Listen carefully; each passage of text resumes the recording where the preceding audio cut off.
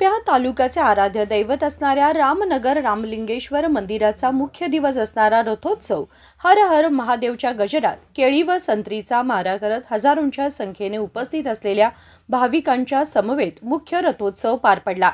यावेळी काणिक रूपात देण्यात आलेल्या श्रीफळ रथोत्सवापूर्वी मान्यवरांच्या उपस्थितीत मागणी मागत काणिक फोडून रथोत्सवाला सुरुवात झाली।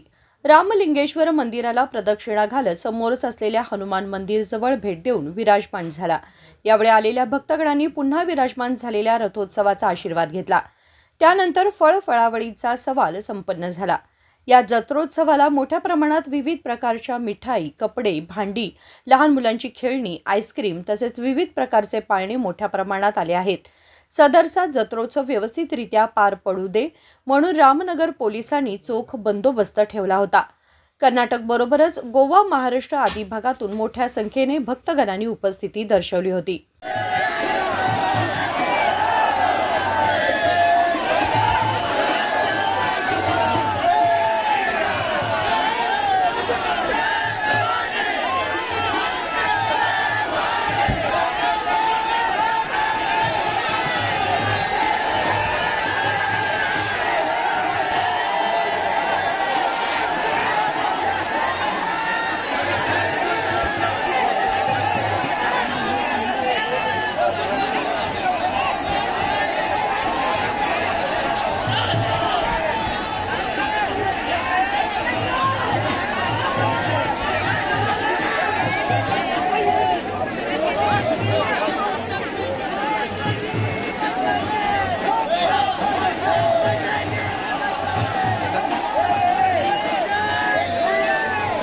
निखिल असुकर, KMM मराठी, रामनगर।